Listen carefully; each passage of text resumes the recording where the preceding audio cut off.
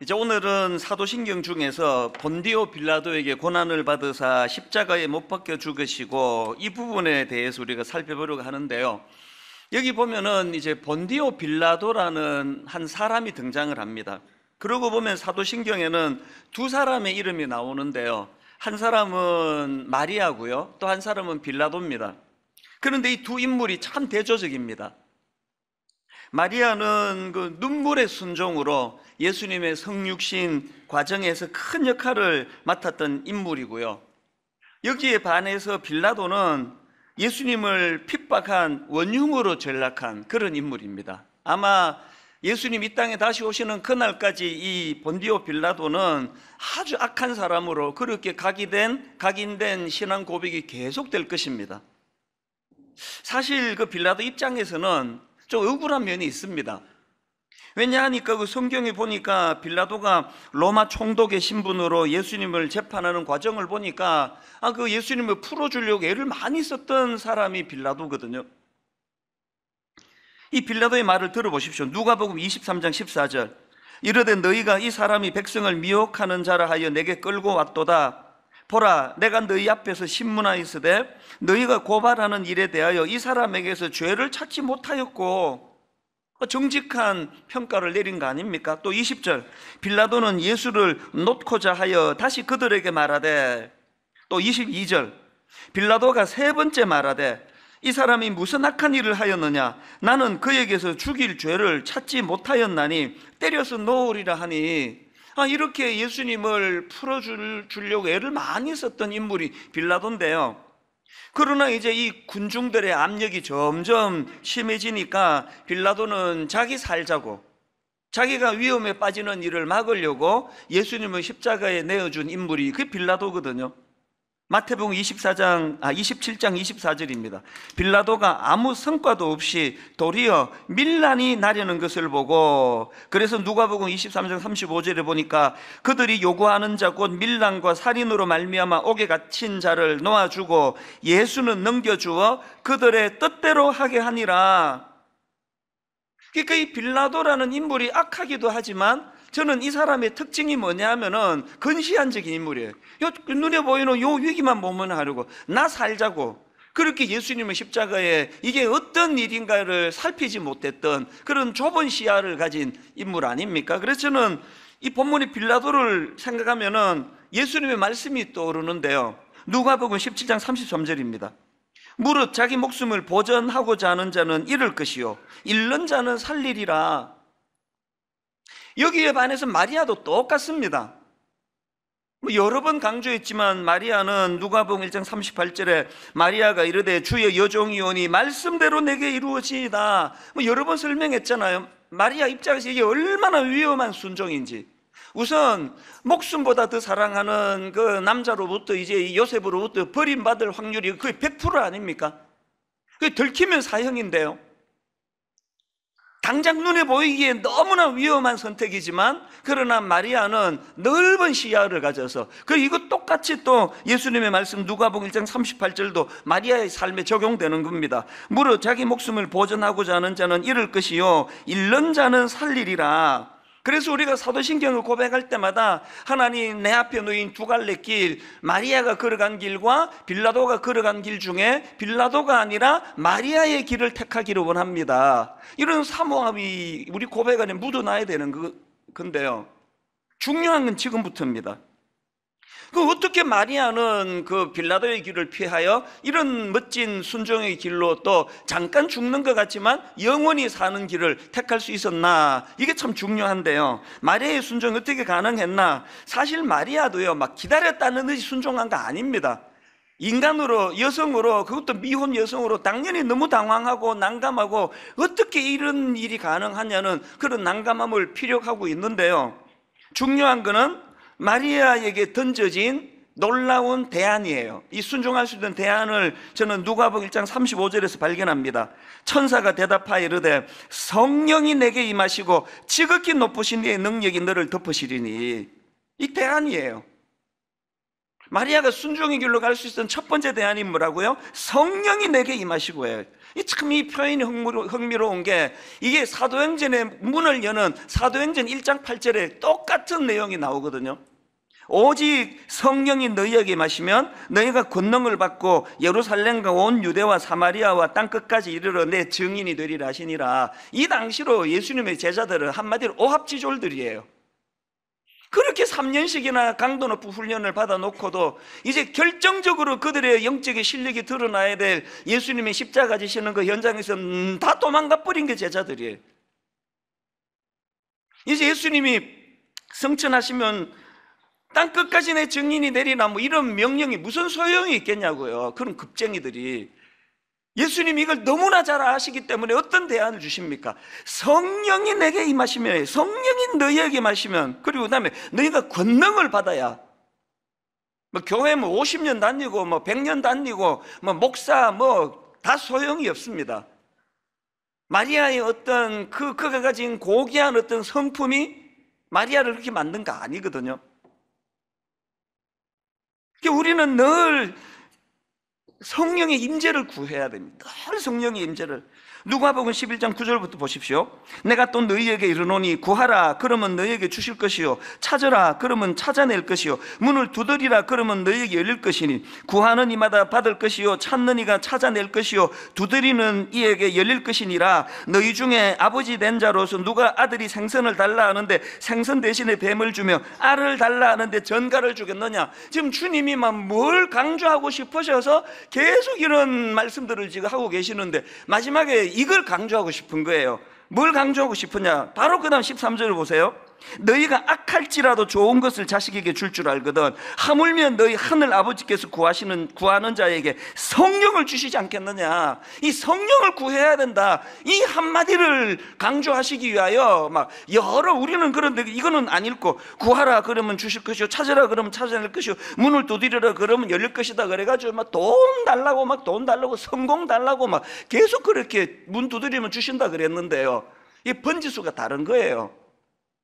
주님은 이 기도의 능력을 이렇게 강조하신 건 니들이 좀 제발 좀 성령 좀 구해라, 성령의 능력을 좀 구해라, 이걸 말하고 싶으신 거거든요. 그런가 하면은 마리아가 이렇게 순종의 자리로 갈 수 있었던 비결 두 번째가 뭐냐? 지극히 높으신 이의 능력이 너를 덮으시리니. 이것도 굉장히 의미가 있는 표현입니다. 여기 누가복음 1장 35절에 나오는 천사가 대답하여 이르되 성령이 내게 임하시고 지극히 높으신 이의 능력이 너를 덮으시리니 이름으로 나실 바 거룩한 이는 하나님의 아들이라 일컬어지리라. 여기 지금 나신 예수 그리스도의 이 땅에 오심을 지금 그 지극히 높으신 이의 능력이 너를 덮으시리니와 대조해서 이 말씀이 나오는 포인트가 뭐냐 하면은요, 하나님께서 천지를 창조하시는 과정에서 이 표현이 나오거든요.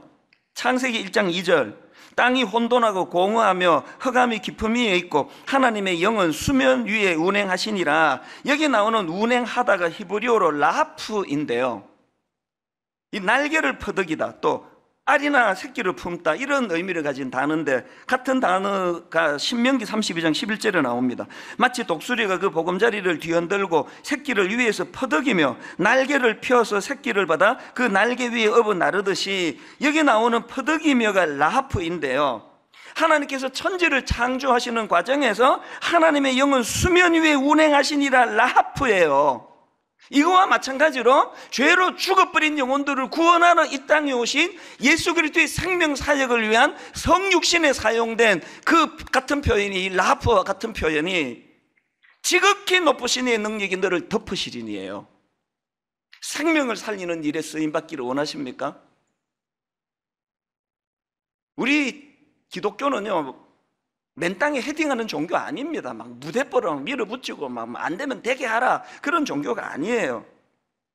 우리 신앙생활은 첫째, 성령의 임재를 갈망하는 거예요. 성령의 임재, 성령님 임하여 주시기 원합니다. 둘째, 지극히 높으신 이 성령이 저를 덮어주시기 원합니다. 내버려두면 저는 이 어미 독수리가 돌봐주지 않으면 언제 떨어져 죽을지도 모르는 그 새끼 독수리 같은 존재입니다.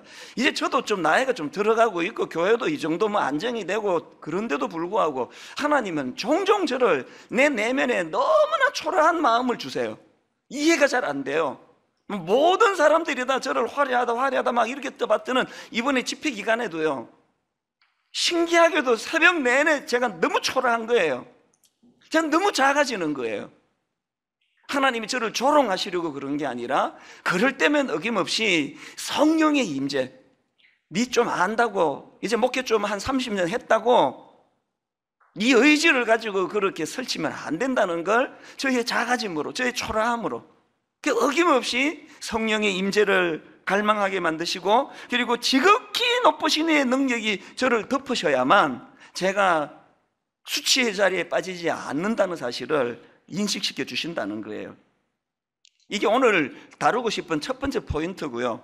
그런가 하면 살펴보고 싶은 게 또 한 가지 있습니다. 이 사도신경을 암송하다가 보면은 예수 그리스도의 이 땅에서의 삶과 사역을 요약하는데 참 많은 생각을 하게 만드는 대목이 있는데, 그게 바로 오늘 살펴보는 이 대목이에요. 자, 이 땅에서의 예수님의 삶과 사역을 사도신경이 어떻게 요약하는지 화면으로도 좀 제가 띄워달라 그랬는데 같이 한번 읽어보시겠습니다. 이는 성령으로 잉태하사 동정녀 마리아에게 나시고 본디오 빌라도에게 고난을 받으사 십자가에 못 박혀 죽으시고, 여기서 여러분 한 가지 의아한 게 뭡니까? 사실 저 고백에 빠져 있는 게 뭐냐 하면은요, 그 성경의 공생의 기간 동안에 예수님이 하셨던 그 수많은 일들, 기적을 베푸시고 귀신을 쫓아내시고 수많은 병자들을 고쳐내시고 심지어는 죽은 자를 살려내시고 풍랑을 잠잠케 하시고 오병이어의 기적을 베푸시고, 이게 막 성경의 주류로 나오는 내용인데 이 한마디도 안 돼 있는 거예요. 다 빼고 나시고 고난을 받으사 못 박혀 죽으시고 이것밖에 없는 거예요. 한 줄 더 넣어야 되는 거 아닙니까? 수많은 기적을 베푸시고, 이게 왜 뺐습니까 이게? 이 질문을 던지면서 오늘 우리의 신앙이 지금 초점이 지금 잘못되어 있는 거 아닌가? 왜 뺐을까요? 이순신 장군, 그럼 거북선이 떠올라야 되는 거 아닙니까? 이순신 장군이 어떤 자기 부하 밥 한 끼 사준 거를 이순신 장군의 특징으로 삼으면 그 학생은 바보 아닙니까? 세종대왕, 한글 반포, 이 그분의 특징이 돼야 되는 거 아닙니까? 시험 보는데 세종대왕이 감기약을 개발했더라 이렇게 답 쓰면 그거는 점수 못 받습니다. 우리 신앙이 지금 성경이 우리에게 강조하고자 하는 엑기스를 사도신경이 나시고 고난받으시고 죽으심이래요. 거기에 이적 기사 베푸시고가 없습니다. 그거는요, 이 세 가지를 강조하기 위하여 보조로 쓰여진 도구인데, 오늘 우리의 신앙은 죽으나 깨나 이적 기사 베풀어 달라고, 병 고치게 해달라고, 계속 오병이어의 기적을 베풀어 달라고, 우리 지금 그렇게 신앙생활 하는 거 아니냐는 이야기예요. 마가복음 10장 45절에서도 이렇게 주님의 삶을 요약하십니다. 인자가 온 것은 섬김을 받으려면 아니라 도리어 섬기려 하고 자기 목숨을 많은 사람의 대속물로 주려 함이니라. 우리 초점이 지금 잘못됐다는 걸 사도신경을 통해 인식하고 되돌리셔야 돼요. 우리 그토록 원하는 예수 믿고 부자 되고 성공하고 잘 살고 병 떠나고, 이건 다 별책부록이에요. 이 나시고 고난받으시고 죽으시면 방해되면 그거 하나도 안 들어주세요. 어떻게 이렇게 기도 응답이 잘 안 되나고 생각하시면 여러분의 중심이 지금 기도 응답되면 안 되는, 이것이 강화되면 안 되기 때문에 그렇다고 받으시면 돼요. 나시고 고난당하시고, 사실 그냥 우리는 멜 깁슨이라는 미국 배우가 만든 영화에 고난 중간에 꼭 틀어주는 거 있잖아요. 시뻘건 피로 도배를 해서 그냥 고난당하시 이것만 보고 울고 하는데, 어떤 면에서는 그게 좀 저는 동의가 잘 안 돼요. 주님의 고난이 그렇게 육신적으로 그냥 찢기는 아픔만 고난이라고 생각 안 하거든요. 성육신, 나시고 자체가 고난이에요. 그 다음 나오는 고난당하시고, 이게 뭡니까? 예수님이 걸어가신 그 길 자체가 번영의 길이 아니에요. 그리고 예수님이 시험했던 마귀가 끊임없이 유혹했던 건 번영의 길이에요. 오병이여, 그거 또 기적을 만든 김에 네 왕이 되라. 그리고 이 돌 가지고 떡 만들어 먹어라. 사람이 니를 숭배할 거다. 높은 데서 뛰어내려 가지고 막 천사를 좀 동원해라. 이 다 번영의 길이에요. 예수님 다 거부하셨어, 다. 그리고는 고난의 길을 가셨고요. 그분의 삶의 맨 마지막은 십자가에서 죽으심이에요. 죽으심. 우리의 삶이 이 예수님의 은혜를 입고 변화받고 우리도 그 길을 주님이 따라가기를 원하시는데, 우리는 지금 막 계속 오병이어에 떡 만들고 막 그냥 능력을 베풀고 막 12군단 천사 보내가지고 확 싹 썰어버리고, 이렇게 지금 우리가 추구하는 신앙이 초점이 다르다니까요. 막 계속 막 예수님 이름 동원해서 내가 아버지 저 인간 라이벌을 막 납작하게 만들어 주시기 원합니다. 이렇게 하고 복음으로 자기가 막 기어이 안 죽으려고 바둥바둥 거리니까 죽어야 복음의 능력이 나타나는데, 우리는요 이 십자가를 많이 묵상하셔야 돼요. 다른 어떤 것보다. 그럼 여기서 말하는 죽음은 어떤 죽음입니까? 하이델베르크 요리문답 39문에 이런 질문과 답이 있습니다. 질문: 예수님께서 다른 방법이 아니라 십자가에 달려 죽으셨다는 것이 그렇게도 중요합니까? 그리고 답이 이렇습니다. 그렇습니다. 십자가의 죽음은 하나님의 저주의 죽음이기 때문에 그의 죽음은 내가 받아야 할 저주를 대신 짊어지셨다는 확신을 줍니다. 여기 보니까 십자가의 죽음은 하나님의 저주의 죽음이라 그랬는데, 이게 뭘 의미하느냐면은 신명기 21장 22절을 보십시오.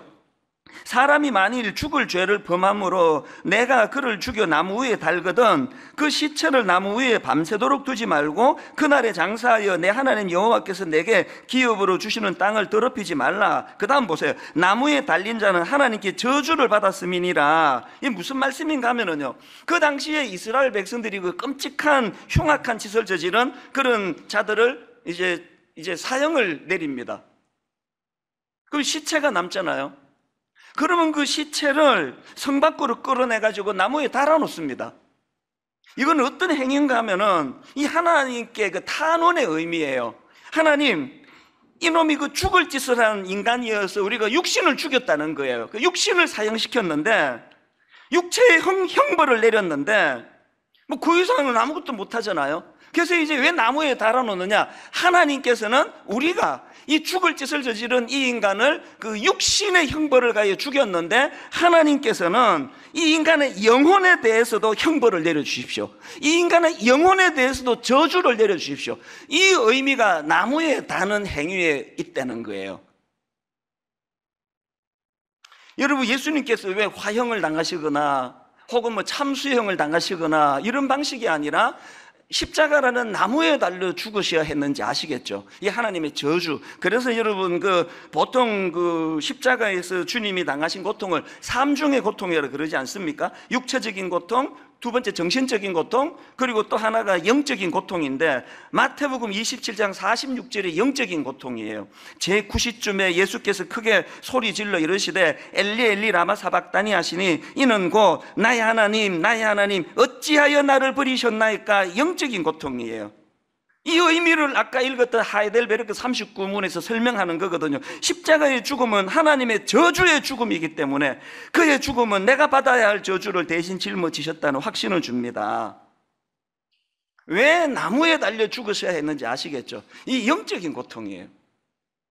근데 중요한 거는요, 여기 나와 있는 39문 뒷부분에 보니까 그의 죽음은 내가 받아야 할 저주를 대신 짊어지셨다는 확신을 줍니다. 이런 설명이 있거든요. 이게 이 세상과 확연히 다른 예수님의 길이에요. 잘 들어보세요. 이 세상에서 외치는 이념은요, 이데올로기는요, 딱 이거예요. 내가 옳고 네가 틀렸다. 그리고 딱 이거예요. 내가 살고 네가 죽어야 되겠다, 이거예요. 모든 정치가 이 굴레를 벗어납니까? 모든 정치는 이유의 알을 막론하고 내가 옳고 네가 틀렸다는 거예요. 상대방을 틀림을 지적해내야 되는 게 정치예요. 그리고 한 걸음 더 나아가 내가 살기 위해 네가 좀 죽어줘야 되겠다. 이게 세상의 논리예요. 저는요, 일본도 안 무섭고 미국 하나도 안 무서워요. 전 진짜 무서운 게요, 오늘 이 이념이 대한민국을 뒤덮고 있다는 거예요. 더 무서운 게 교회 안에 그리스도인들이 성경을 이용해 가지고 복음이 아니라 이념으로 지금 가고 있다는 거예요. 십자가의 의미가 뭐라고요? 내가 죽어 너를 살릴게요. 묻지 않아요. 네 대답해봐라. 네가 잘못했니? 내가 잘못했니? 묻지 않습니다. 내가 죽어? 너를 살려주마. 이게 복음과 십자가의 정신이거든요. 대한민국이 정말 살아나는 길이 있다면요, 십자가의 능력이. 지난 한 주간 금식하면서 나라를 위해 기도할 때 하나님, 이 한반도가 어쩔 수 없이 정치의 논리도 있고 이념의 논리도 있고 어떻게 없앱니까? 그런 아버지 근본에 흐르는 정신에 주님의 이 희생의 정신, 내가 죽어 너를 살려주마. 그런가 하면 저는 이 십자가를 묵상할 때 또 한 가지 두려운 게 있는데요, 에베소서 2장 3절을 보세요. 전에는 우리도 다 그 가운데서 우리 육체의 욕심을 따라 지내며 육체와 마음에 원하는 것을 하여 다른 이들과 같이 본질상 진노의 자녀이었더니, 제가 뭘 두려운가 하면은 전에는 본질상 진노의 자녀였는데요, 그런데 여기 보니까 본질상 진노의 자녀였을 때 행동 양식의 특징을 어떻게 설명하느냐, 우리 육체의 욕심을 따라 지내며예요. 왜 이게 두렵습니까? 이제 십자가로 이제 우리는 본질상 진노의 자녀가 아니에요. 그런데 어떻게 여전히 우리의 행동 방식이 본질상 진노의 자녀였을 때 그 행동 양식을 따를 수 있느냐고요. 우리 육체의 욕심을 따라 지내며, 막 결혼도 사실 뭐 그 세상적인 그런 논리로 한 거 아닙니까? 막 이 여자 만나보고 할까 말까 하다가 더 좋은 여자가 있겠지, 그 다음 여자 만나보고 할까 말까 하다가 더 좋은 여자가 있겠지, 막 그러면서 막 33살 12월 1일까지 결혼을 못한 게 저 아닙니까? 그리고는 그냥 이 여자다 그래가지고 결혼을 해가지고 지금까지 살면서 막 계속 요구하는 게, 내가 그 앞에 여자도 안 하고 또 그 앞에 여자도 안 했는데 당신이 이 정도 해서 되겠느냐고, 막 나를 더 섬겨라, 나를. 아직 우리 집 얘기를 하는 게 아니고 지금 일반적인 세상의 원리를 얘기하는 거예요. 그 본능으로부터 우리가 끊임없이 싸우는 거예요. 내 어떤 본능을 위해, 내 유익을 위해 결혼을 했지만, 그러나 이제 내가 십자가의 원리를 안다면 이 아내로 말미암아 나도 행복해야 되겠지만, 어떻게 해서든 내가 주고 이 여자를 살릴 수 있을까?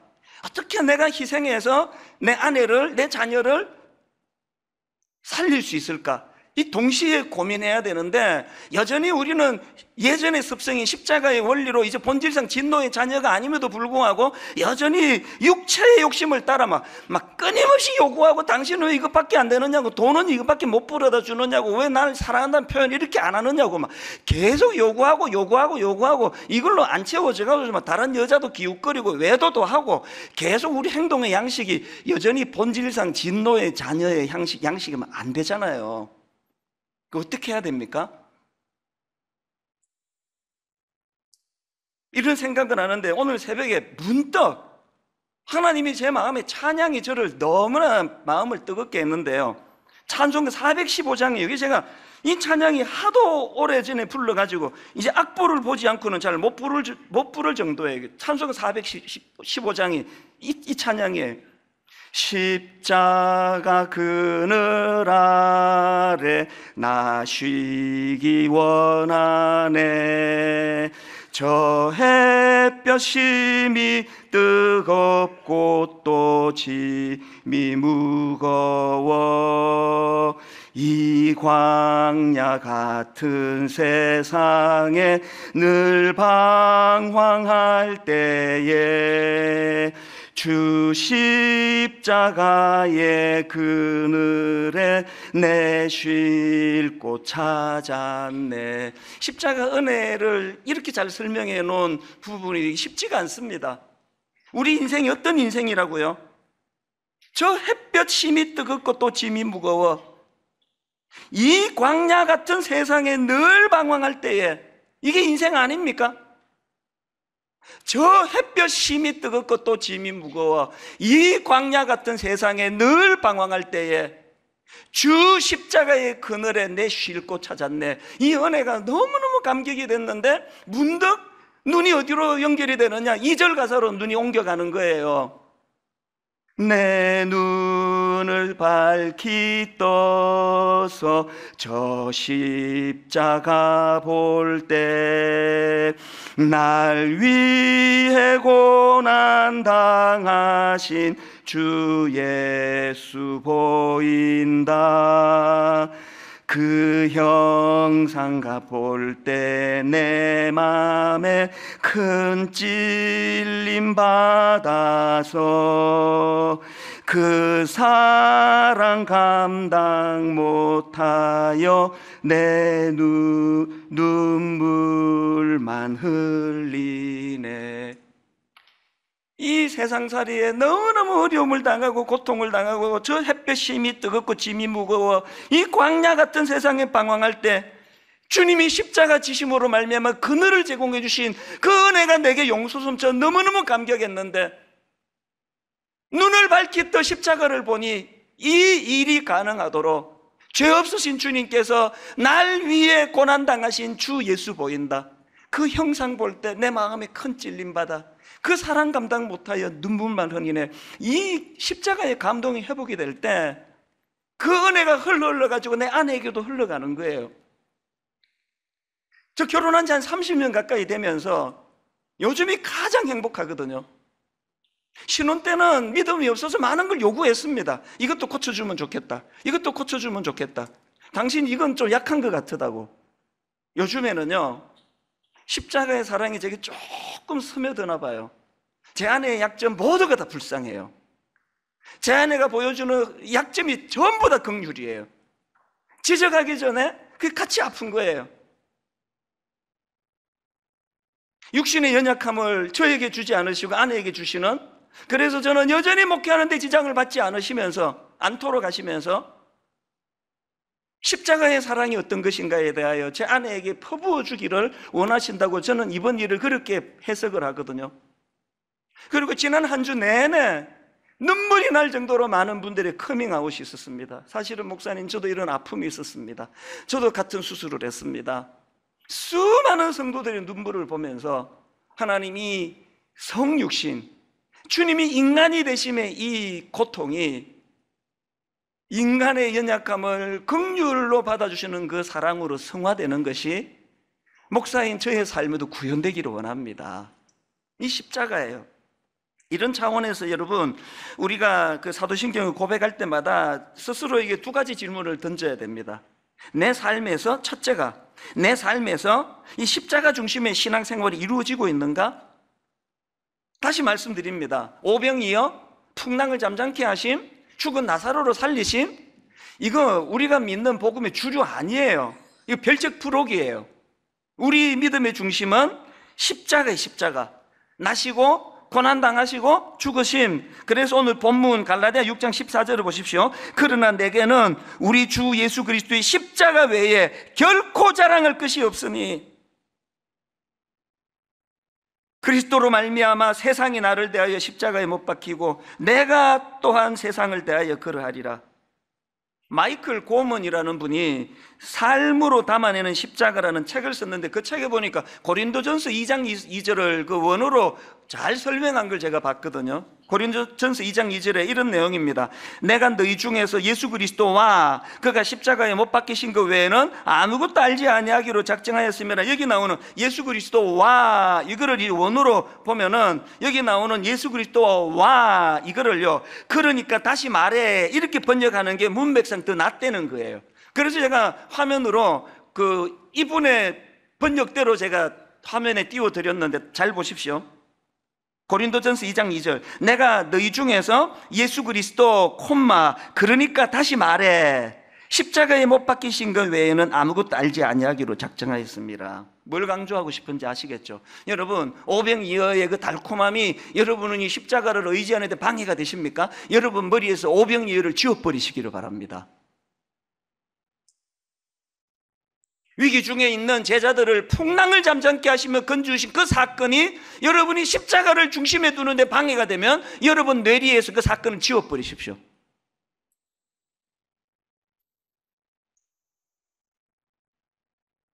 내가 너희 중에서 예수 그리스도 콤마, 그러니까 다시 말해 십자가에 못 박히신 것 외에는 아무것도 알지 아니하기로 작정하였습니다. 기독교의 핵심은 나시고 고난당하시고 죽으심이에요. 그 중간에 기적을 베풀어 번성시켜 주시고가 없습니다. 다시 말씀드립니다. 세상의 이념은 내가 옳고 네가 틀렸어요. 세상의 이념은 내가 살아야겠기에 네가 좀 죽어줘야 되겠다예요.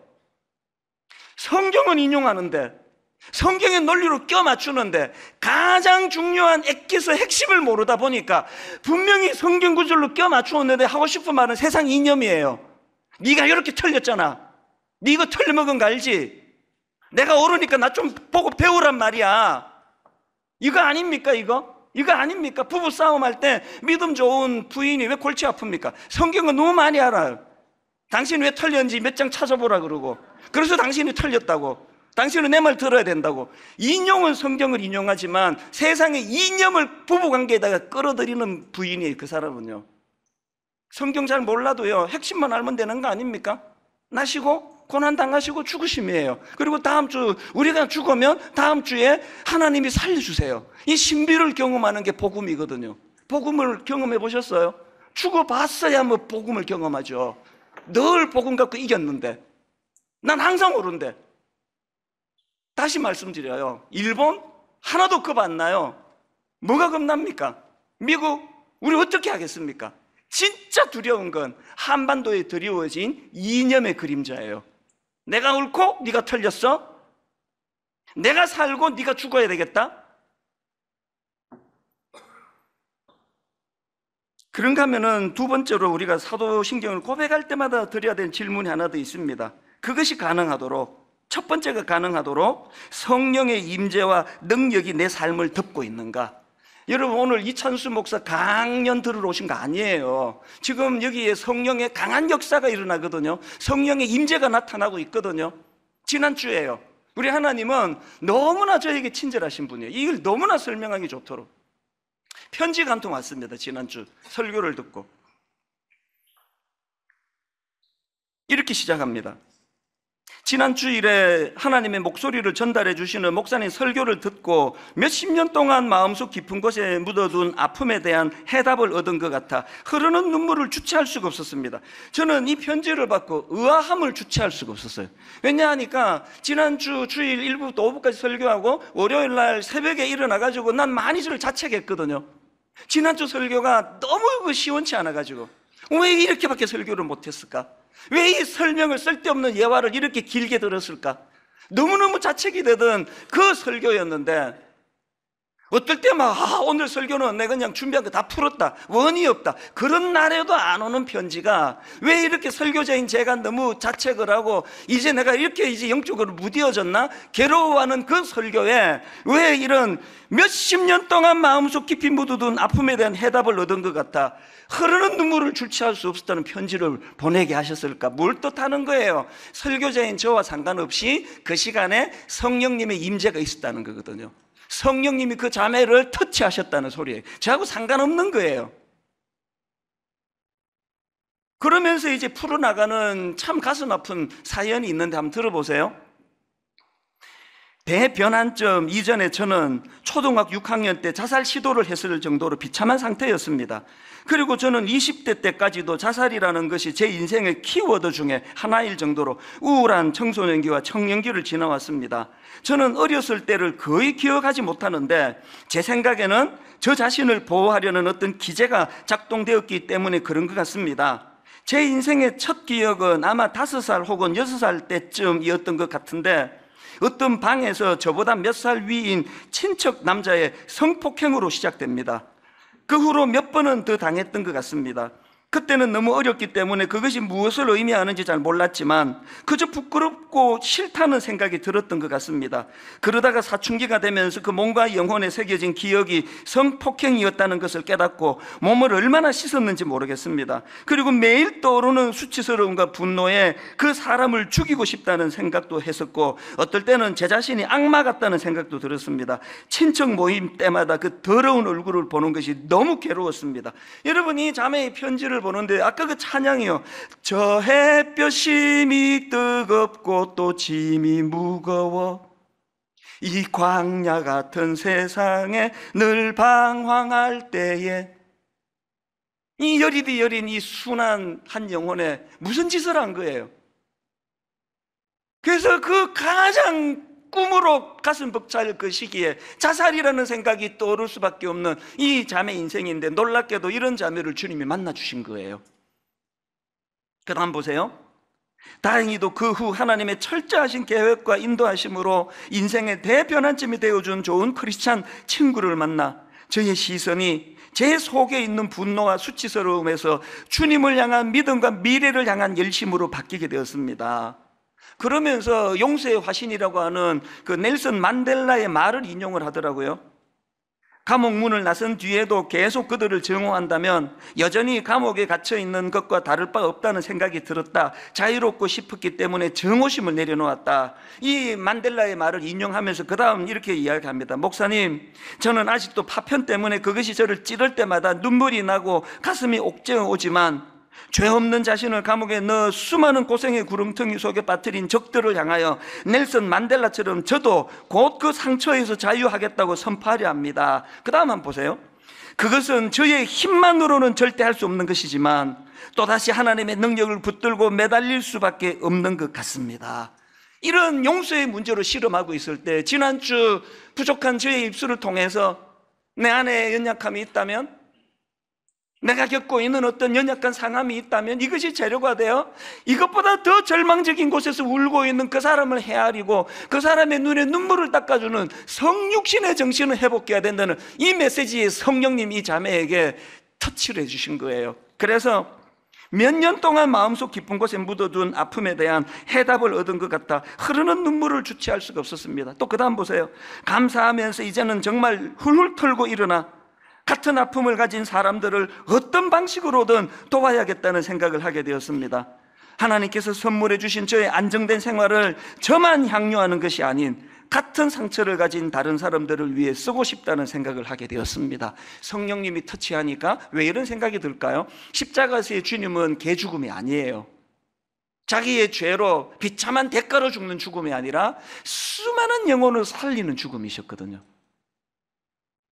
십자가의 능력도 경험하시고 십자가의 정신이 이 자매처럼 우리의 아픔이, 그래서 제가 그 편지를 읽는데요, 여러분 우리가 이 땅을 살다가 받은 그 상처의 흔적, 영어로 스카, 성령의 터치가 일어나면 십자가로 이 스카 상처가 인도가 되고 십자가 앞에 인도된 이 스카 상처는 스타, 연약한 이웃을 향해 손을 내밀게 만드는 별같이 빛나는 스타가 되는 줄로 믿습니다.